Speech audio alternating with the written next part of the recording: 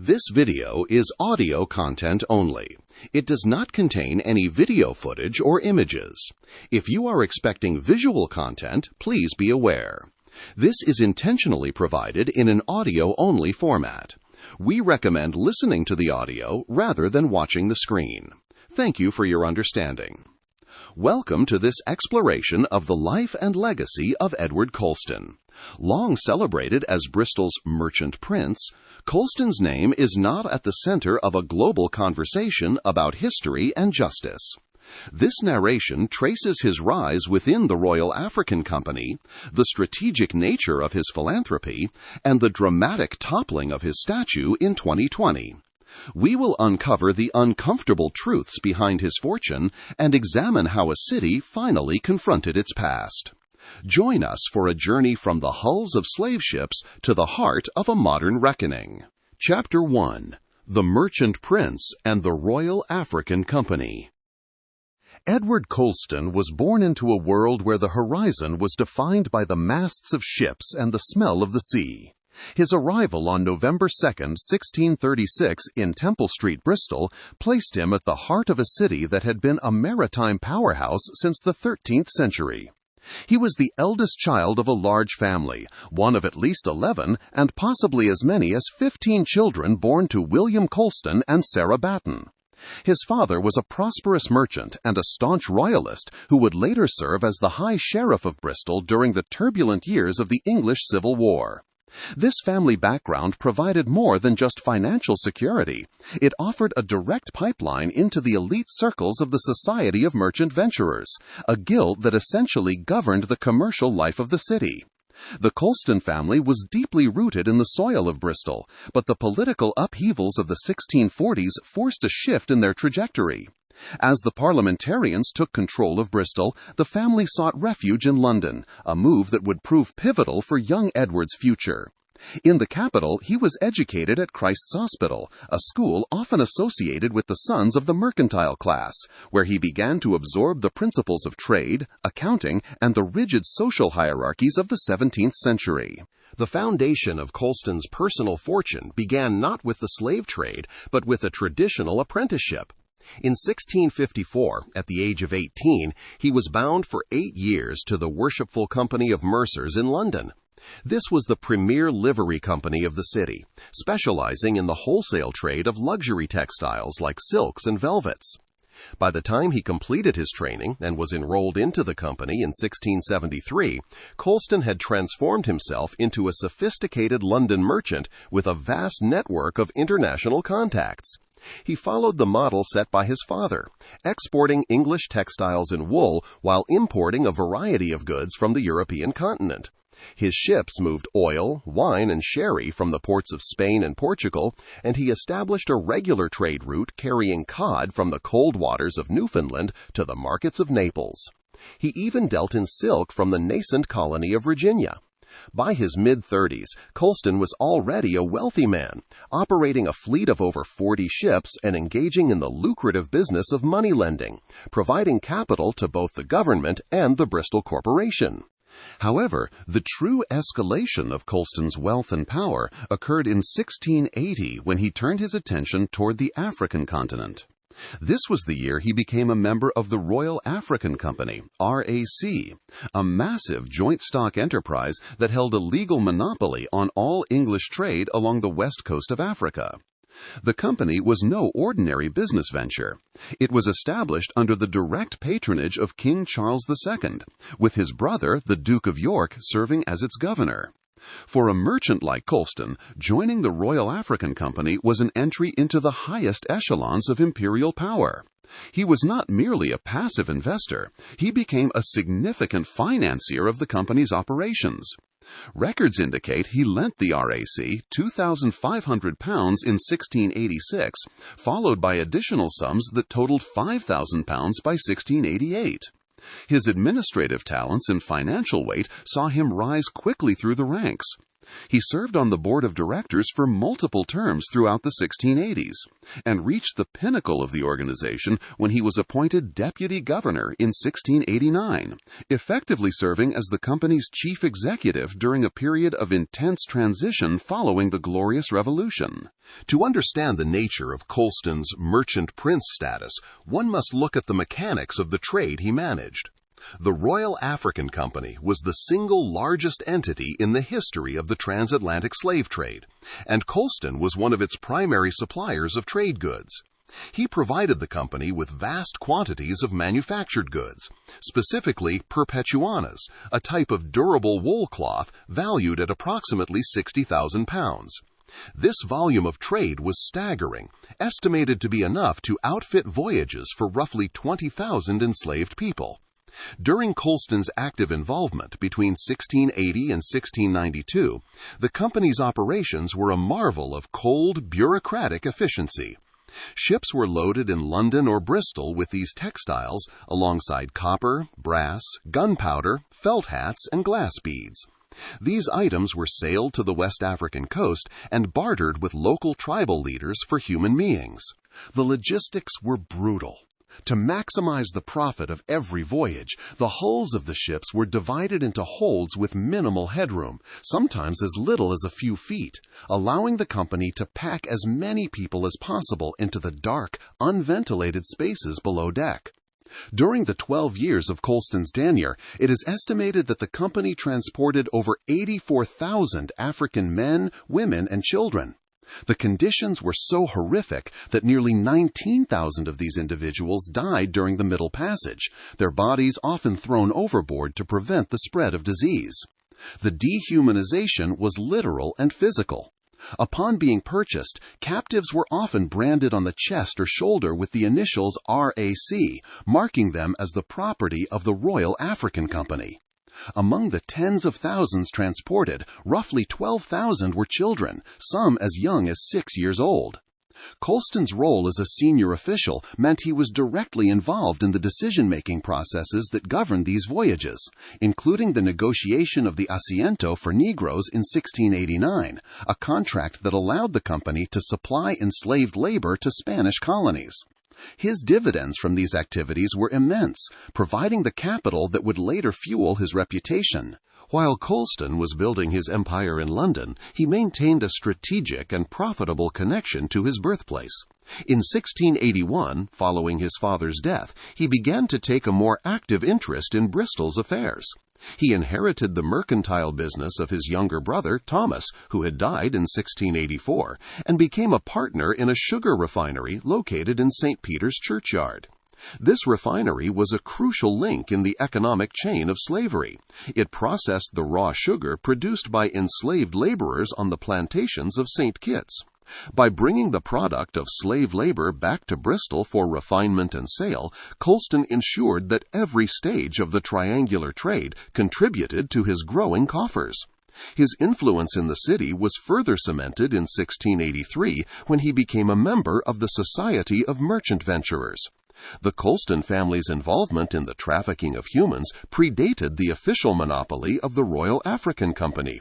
While Edward rose to prominence within the chartered company, his younger brother Thomas had been a pioneer in independent voyages. Customs accounts from 1662 reveal that Thomas Colston was a principal investor in ships like the Endeavour and the Mary Fortune, which were trading glass beads and Indian cloth for captives in Africa decades before the trade was officially opened to all Bristol merchants. This early family involvement provided Edward with a foundational understanding of the Atlantic economy long before he took his seat on the board of the RAC. Colston's ability to navigate the shifting political winds of the late 17th century was a testament to his ruthless pragmatism. Although he was a high church Tory and a supporter of the Stuart monarchy, he did not allow his political loyalties to jeopardize his business interests. When the Catholic king James II was deposed in the Glorious Revolution of 1688, the future of the Royal African Company was in doubt. Colston acted swiftly to secure the favor of the new regime. In early 1689, he transferred a significant portion of his original shareholding to the new monarch, William III. This move helped protect the company's interests and ensured that the lucrative flow of human cargo would continue under the new administration. Even as the company's monopoly began to face increasing pressure from independent traders, Colston remained a dominant force in the Atlantic economy. Beyond the Royal African Company, Colston's financial reach extended into other colonial ventures.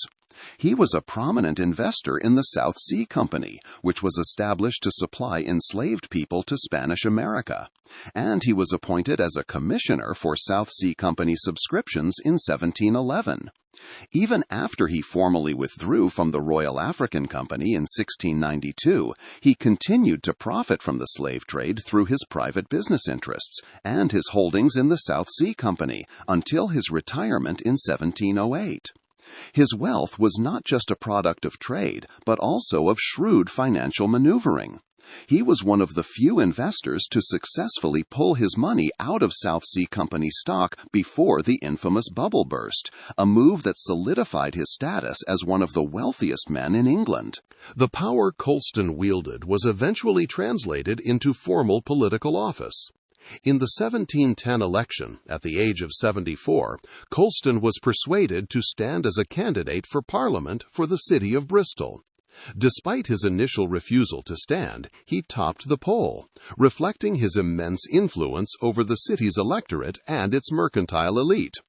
As a member of Parliament from 1710 to 1713, he used his position to lobby the government for increased involvement in the slave trade, defending the city's commercial interests and the right of its merchants to profit from the trafficking of Africans. He was a man who demanded absolute loyalty to the Church of England and the monarchy, using his wealth and political standing to promote a specific vision of social order. By the turn of the 18th century, Edward Colston had become the quintessential merchant prince, a man whose influence was felt in the halls of Parliament, the boardrooms of London, and the plantations of the New World. His career represented the peak of England's early imperial expansion, a period where the boundaries between commerce, government, and human exploitation were virtually non-existent. Having secured his fortune and his political legacy, Colston turned his attention toward how that wealth could be used to shape the moral and social fabric of Bristol for generations to come. Chapter 2. The Pious Enslaver, the Mechanics of Selective Virtue. To understand the internal world of Edward Colston, one must grapple with a profound and, to modernize, stomach-turning contradiction. How could a man who spent his career at the helm of the Royal African Company also be a man of deep, almost obsessive, religious devotion? To Colston and his contemporaries, this was not a contradiction at all. He lived in a century where the moral compass of the elite was calibrated not by universal human rights, but by a rigid adherence to social order, monarchy, and a very specific brand of high Anglicanism. In his mind, his commercial activities and his Christian duty were two sides of the same coin, both serving the ultimate goal of maintaining a stable, hierarchical society under the watchful eye of the Church of England. The wealth that funded Colston's legendary piety was staggering. His dividends from the Royal African Company alone amounted to the equivalent of approximately £5 million in today's currency. This vast sum provided the capital for a philanthropic empire that was as much about social engineering as it was about charity. For Colston, the accumulation of wealth was a sign of divine favor, and its distribution was a tool to be wielded with surgical precision. He did not view his charity as a universal safety net. It was a targeted mechanism designed to fortify the Church of England against its rivals and to shape the behavior of the lower classes. Colston's religious identity was defined by a militant high church Anglicanism. He was a man who saw the world in black and white, divided between those who supported the divine right of the monarchy and the authority of the bishops, and those he considered dangerous radicals. He held a deep-seated antipathy toward dissenters, Roman Catholics, and Whigs, viewing them as threats to the order and stability he craved. This worldview was reinforced by his membership in the High Tory Loyal Brotherhood, a board of like-minded elites who shared his commitment to a rigid social hierarchy. This brotherhood was not merely a social club, it was a cadre of men dedicated to ensuring that the levers of power and charity remained firmly in Anglican hands. The scale of his giving was, by the standards of his time, immense, yet historians have noted that compared to other wealthy Bristolians of the era, Colston's giving was remarkably austere and restrictive. He was not interested in providing comfort for comfort's sake. He was interested in providing discipline. Every pound he gave came with strings attached, designed to ensure that the recipients lived according to his strict moral and political code. His distrust of the Whig-controlled Bristol Corporation was so profound that he bypassed the city's official governing body entirely, choosing instead to entrust his charitable foundations to the Society of Merchant Venturers. He trusted only those within his own commercial and political circle to handle his wealth, ensuring his money was used to reinforce existing social hierarchies rather than empower the local government. One of the most prominent examples of this was the founding of Colston's almshouses on St. Michael's Hill in 1691. Built at a cost of £8,000, the institution was designed to house 24 poor men and women. However, this was not a place for the wayward or the independent-minded. The residents were subject to a grueling set of rules that governed their every waking moment. Drinking, swearing, and any form of disorderly conduct were strictly prohibited. The almshouses were less like a home and more like a religious barracks, where the elderly were expected to spend their final years in quiet, pious submission to the church. Historian Sally Morgan has argued that these institutions served a more cynical purpose than pure altruism. She suggests that the almshouses, particularly those endowed for sailors in King Street, were a form of labor retention. By offering the prospect of accommodation in their twilight years, Colston could persuade aging mariners to continue working on his ships and for his commercial interests long past their prime. The promise of a roof over one's head was a powerful incentive for loyalty in an era of extreme precariousness, effectively turning charity into a tool for maintaining a dedicated maritime workforce. His focus on the education of the young was even more strategic. Colston believed that the future of the nation depended on raising a generation of boys who were inoculated against the tincture of Whiggism and religious dissent. In 1708, he expended over £41,000 to build and endow Colston's Hospital, a school for 100 boys.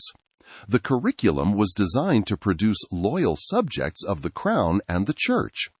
He gave explicit instructions that the books used in his schools must contain no traces of political or religious deviance.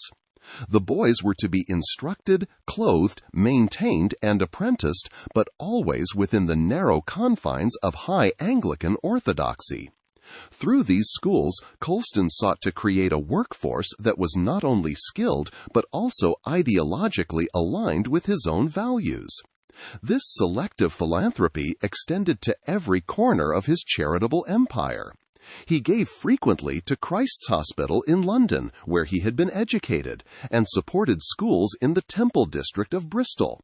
However, he was notoriously exclusionary. Catholics, Jews, and dissenters were systematically barred from benefiting from his generosity. If a school he supported made even a minor concession to nonconformist views, he was known to threaten the withdrawal of his funding. For Colston, charity was a form of religious warfare, a way to ensure that the correct version of Christianity prevailed in the public square.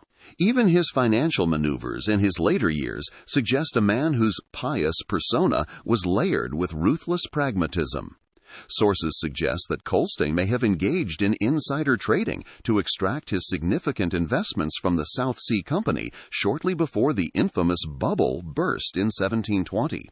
While he was publicly lauded for his virtue, his private actions revealed a merchant who was acutely aware of how to protect his fortune at the expense of others. This ability to navigate the murky waters of high finance while maintaining a reputation for Christian austerity added a layer of complexity to his public image as a selfless benefactor. The image Colston projected was that of the Christian benefactor, a man of immense wealth who lived a life of relative simplicity and focused his energy on the public good. He never married and had no direct heirs, a fact that allowed him to direct his entire fortune toward his legacy. He was a man who understood the power of legacy and worked tirelessly to ensure that his name would be synonymous with virtue and wisdom long after his death. This self-crafted legend was perhaps most evident in the instructions he left for his own passing. In his will, Colston claimed he wanted a simple burial with no pomp, a statement that seemed to align with his image of an austere, humble servant of God. However, Richard Stone has noted a glaring contradiction in this request.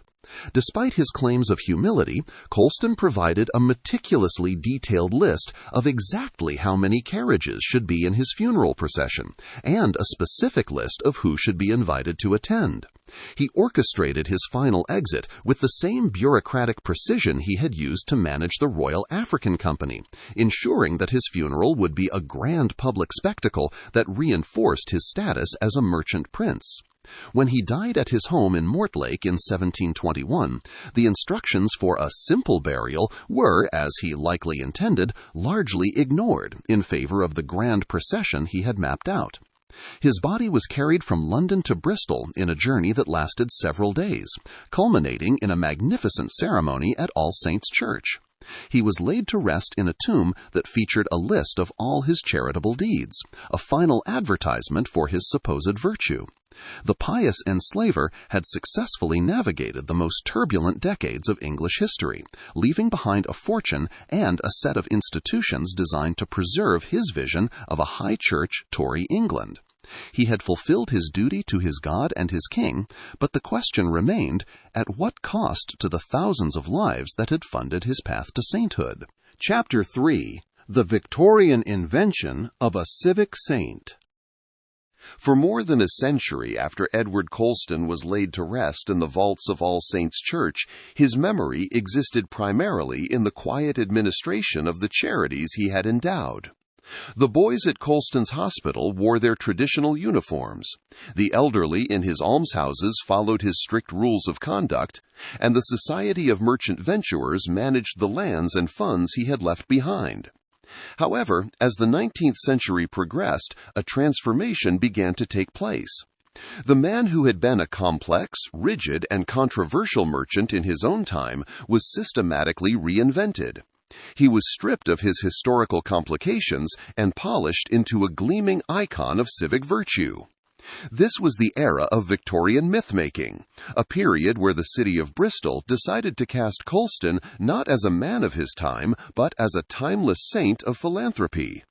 While the Victorians were the primary architects of this legend, the foundation was laid by Colston himself. He had played an active hand in designing his own legacy, providing meticulous instructions for a grand funeral procession, and ensuring his tomb was inscribed with a comprehensive list of his charitable endowments.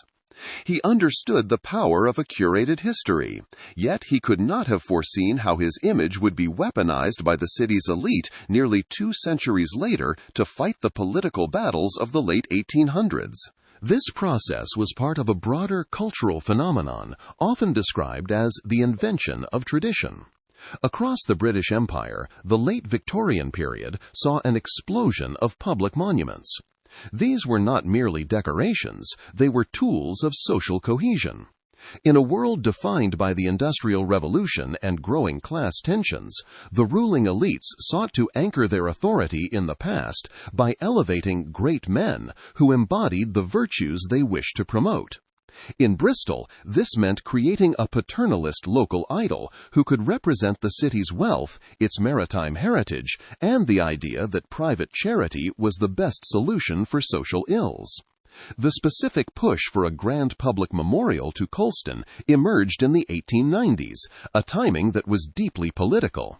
Bristol was a city grappling with its identity, eclipsed in commercial importance by northern ports, and divided by local politics. In 1894, the Liberal faction in the city had erected a statue to Edmund Burke, the philosopher and former Member of Parliament for Bristol. Burke was a problematic figure for the city's conservative establishment. He had been an abolitionist and a vocal critic of the very mercantile trade that had built Bristol's fortunes. To the Tory-leaning Society of Merchant Venturers, Burke was an unsatisfactory representative of Bristolian values. They required a counter-icon, someone who represented the old guard, the high church, and the traditional mercantile power. Edward Colston was the perfect candidate for this ideological project. Unlike Burke, who was an outsider, Colston was the eldest son of a prominent Bristol family, born and christened in the heart of the city. By focusing exclusively on his charitable giving, the Victorian elite could present a version of history that was both inspiring and useful. They began to weave Colston's name into the fabric of daily life, birthing what became known as the Cult of Colston. This effort involved the church, the schools, and a trio of philanthropic organizations, the Dolphin, the Anchor, and the Grateful Societies. These groups held annual banquets to commemorate Colston's birthday, November 13th, which became an unofficial local holiday known as Colston Day. The centerpiece of this myth-making was the bronze statue unveiled in the city center in 1895. The project was spearheaded by James Arrowsmith, a prominent Bristol printer. Despite later claims that the statue represented the collective will of the citizens of Bristol, fundraising was a struggle. The public at large was largely indifferent, and the committee had great difficulty raising the required £1,000. In the end, Arrowsmith and a small group of wealthy donors covered the remaining costs. The statue was not a grassroots expression of popular love, but a top-down gift from the city's elite, intended to serve as a perpetual moral lesson. The commission was given to sculptor John Cassidy, whose design was a masterclass in Victorian Romanticism. He depicted Colston not as a bureaucratic executive of the Royal African Company, but as a thoughtful, dignified patriarch in a pensive pose. The pedestal was adorned with bronze plaques furthering the legendary narrative, including a maritime fantasy and scenes of Colston dispensing charity.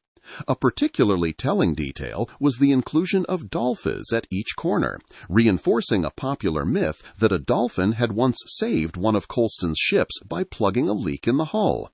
This anecdote, widely repeated in Victorian school books, suggested that divine providence was on the side of this virtuous man, effectively distracting from the reality of what his ships actually carried.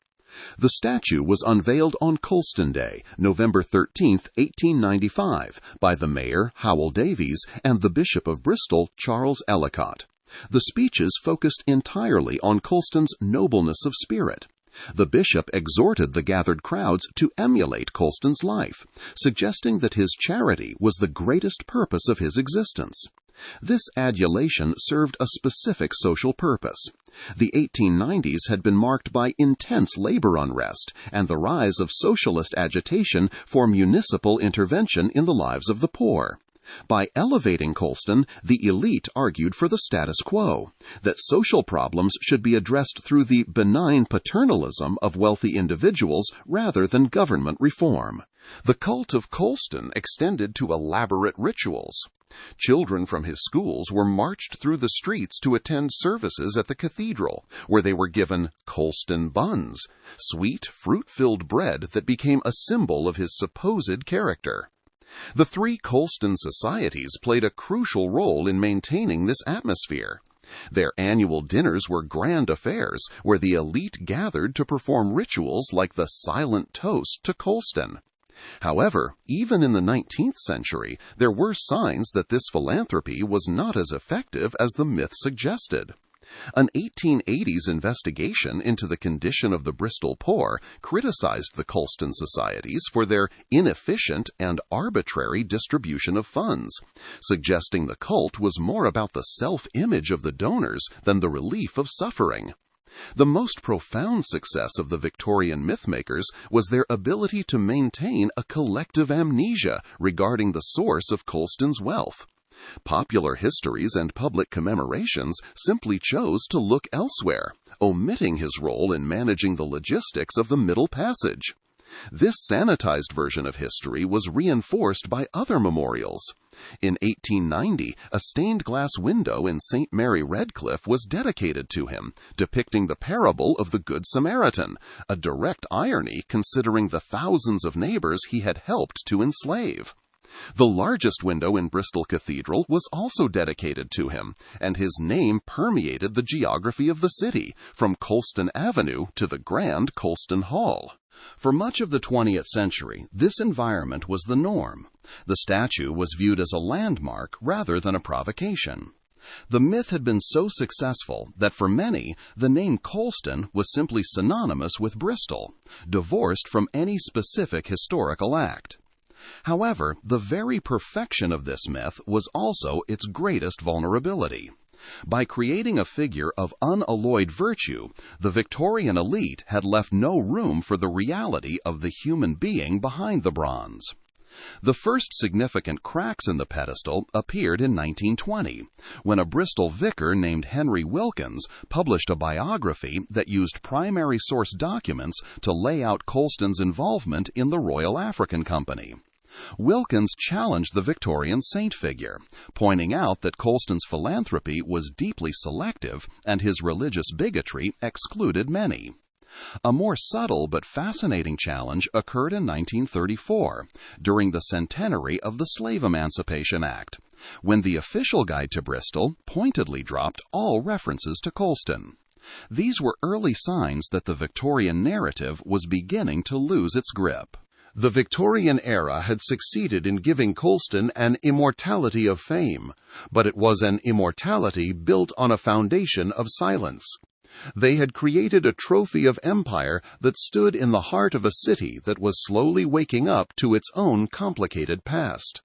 The statue was a physical manifestation of a moment when the elite decided their traditions were more important than the human cost of their creation. As the mid-20th century approached, the weight of the untold history was becoming increasingly difficult for the Portland stone pedestal to bear. How long could a city's identity remain anchored to a myth that required the active forgetting of its own foundations? Chapter 4. The Fall of an Icon. From the Plinth to the Harbour. The bronze figure of Edward Colston had looked out over Bristol for 125 years, but by the turn of the 21st century, the air around the monument had grown heavy with a tension that no amount of Victorian polish could hide. What had once been viewed as a static landmark was increasingly seen as a provocation, a physical manifestation of a history that many in the city were no longer willing to ignore. The journey from the quiet descent of the early 20th century to the explosive events of June 2020 was not a sudden burst of anger, but a long, slow-burning fuse lit by researchers, artists, and activists who refused to let the Victorian myth of the virtuous and wise philanthropist stand unchallenged. The first significant cracks in the public consensus appeared in the 1990s, as the city began to grapple with its role in the transatlantic slave trade in a more public way. In 1992, the artist Carol Drake created an installation piece titled Commemoration Day, which featured a replica of the statue swinging above rotting chrysanthemums, Colston's favorite flower. The work was accompanied by the audio of a school hymn, creating a jarring juxtaposition that highlighted the collective amnesia regarding the sources of the wealth that built Bristol. A few years later, in 1998, the word slave trader was scrawled in paint across the base of the statue, a blunt correction to the flattering inscription above it. While the graffiti was quickly scrubbed away, the conversation it started proved much harder to erase. By the mid-2010s, the movement to address Colston's legacy had moved from the fringes of the art world into the mainstream of Bristolian life. The formation of the campaign group countering Colston in 2015 provided a focal point for this energy, challenging the annual ceremonies and the continued use of the merchant's name on public buildings. The city's most famous musical export, the band Massive Attack, famously refused to play at the venue then known as Colston Hall, citing the toxic nature of the name. For Black Bristolians like the poet Miles Chambers, the statue was a constant reminder of inhumanity, a sentiment echoed by many who felt that the city's public spaces were effectively celebrating a man who would have viewed them as property. The depth of this division was quantified in 2014 when a local poll revealed a city literally split down the middle. 56% of residents believed the statue should remain, while 44% wanted it removed. This statistical deadlock mirrored the political paralysis at City Hall. This growing discomfort led to a protracted and often surreal battle over a proposed second plaque for the statue. In 2018, Bristol City Council decided on a retain and explain strategy, hoping that a new, more balanced inscription would provide the necessary context to satisfy all sides. However, the process of writing that plaque became a battlefield of its own. An initial draft, written by historians and local schoolchildren, explicitly mentioned Colston's role in the Royal African Company and the death of over 19,000 people, including children. This wording was met with fierce opposition from conservative voices and members of the Society of Merchant Venturers, who argued the text was revisionist and historically illiterate. The resulting struggle saw the wording edited and re-edited in a tug-of-war between historical accuracy and civic pride. A version proposed by a former museum curator was criticized for sanitizing history by minimizing Colston's personal role and omitting the specific mention of child slaves. When a compromise wording was finally agreed upon and a bronze plaque was cast in early 2019, the mayor of Bristol, Marvin Rees, stepped in to veto its installation. He argued that the merchant venturers had exerted too much influence over the text and that the final result was unacceptable because it failed to properly acknowledge the scale of the human suffering involved. The plaque was never attached, and the statue remained as it was, a 19th-century tribute to a 17th-century enslaver standing in the heart of a 21st-century city that was reaching a breaking point. The breaking point arrived in the summer of 2020.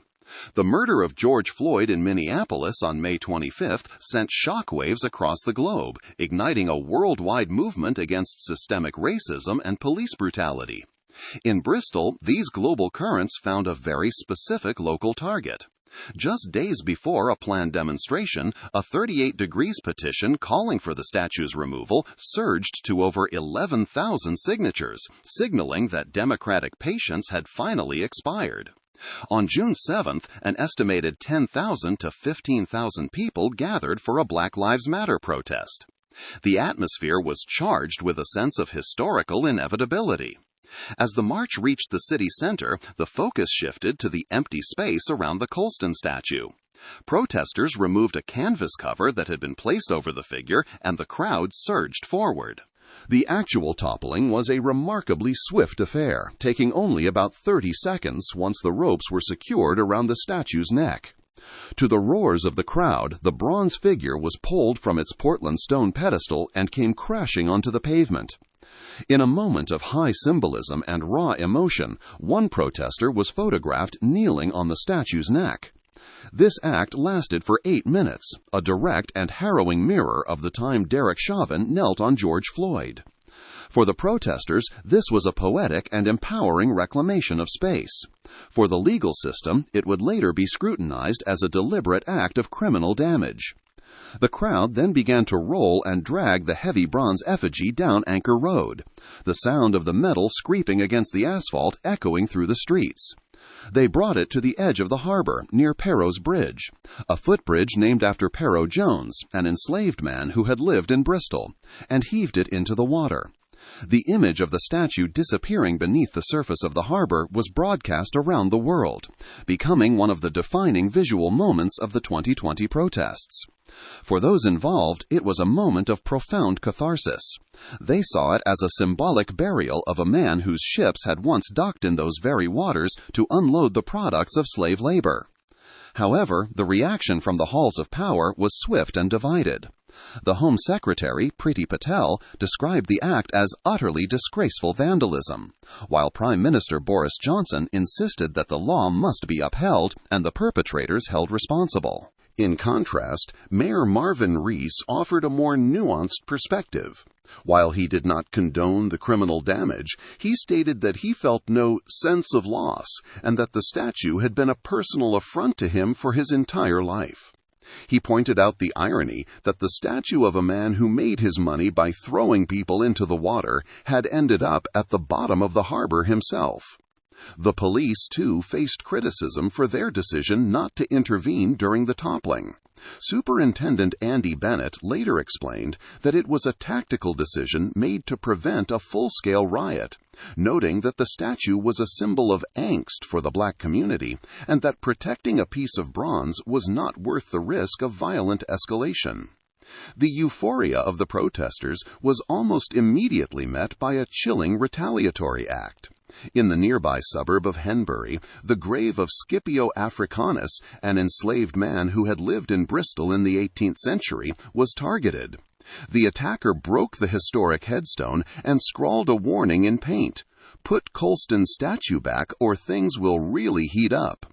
This vandalism served as a stark reminder that the toppling had not unified the city, but had instead exposed the raw, jagged edges of a community still deeply divided by its past.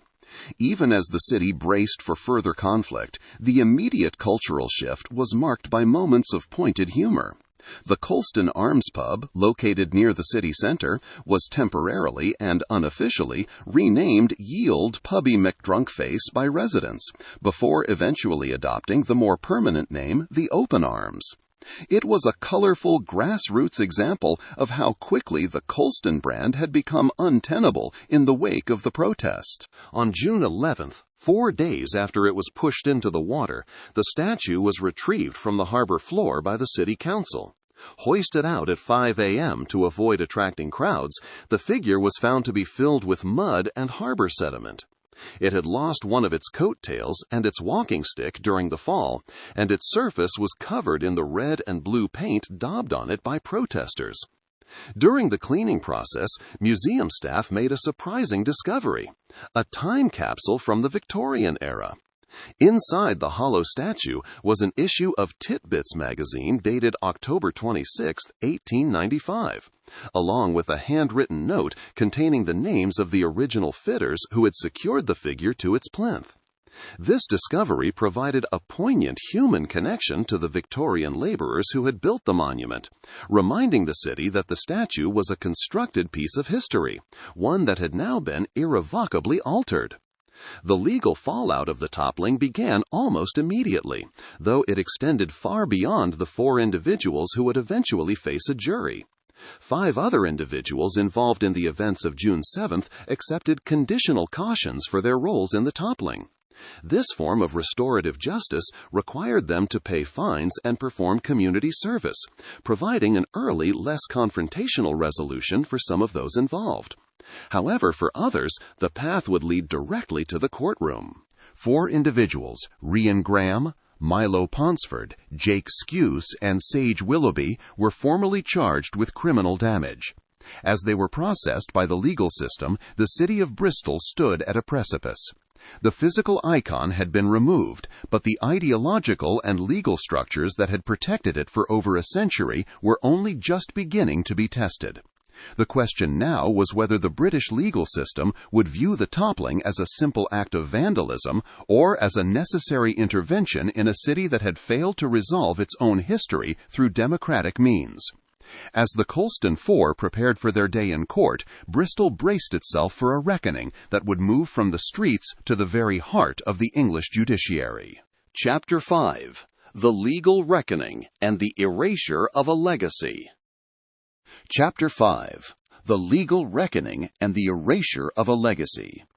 The splash of the bronze statue hitting the water of Bristol Harbour was not the end of the story, but rather the beginning of a complex and often heated legal and cultural transformation that would ripple through the city for years. While the physical monument was gone, the legal questions surrounding its removal and the deep-seated presence of Edward Colston's name across Bristol's geography remained. The city was forced into a period of intense self-examination, weighing the traditions of the past against a modern demand for historical honesty and social justice. This transformation was not just about changing street signs or removing bronze. It was a fundamental reckoning with how a society decides who to honor and how to address the darker chapters of its own success. The most immediate consequence of the toppling was a high-profile legal battle that centered on the four individuals who became known as the Colston Four. Their trial, which began at Bristol Crown Court in December 2021, became a focal point for national debate. The defendants did not deny their actions, but their defense was built on the idea that the statue's presence was a greater harm than its removal. They argued that the statue was a display of indecent or abusive material, and that they were acting to prevent a crime by removing it. They also presented the provocative argument that the statue was actually more valuable in its toppled and graffitied state, as it now represented a significant moment in the city's living history rather than a stagnant myth. The courtroom became a space where the very definition of criminal damage was tested against the backdrop of human rights. The judge directed the jury to consider whether a conviction would be a disproportionate interference with the defendant's rights to freedom of thought, expression, and assembly. In January 2022, the jury returned a verdict of not guilty by a majority of 11-1. The acquittal was met with cheers from supporters outside the court, but it also prompted a swift reaction from the government. The Attorney General at the time, Suella Braverman, referred the case to the Court of Appeal, seeking clarification on whether defendants in such cases should be allowed to use human rights as a defense for significant property damage. While the Court of Appeal eventually ruled in September 2022 that the European Convention on Human Rights does not provide protection for violent or non-peaceful protests that cause significant damage, the not guilty verdict for the Colston Four stood. The trial cemented the idea that the toppling was not just an act of vandalism, but a historically significant intervention sanctioned by a jury of the city's peers. As the legal battles played out, the city began the arduous task of stripping the Colston name from its most prominent institutions. This was not a simple process. It involved years of consultation, protest, and significant financial investment. The most visible change was the rebranding of the city's flagship concert venue, the Colston Hall.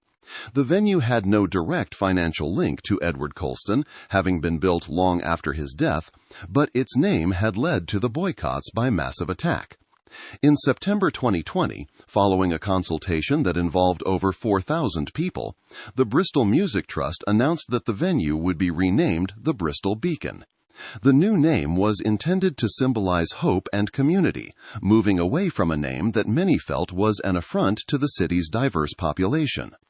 The transformation of the building itself was equally massive, with a refurbishment project that eventually cost £132 million.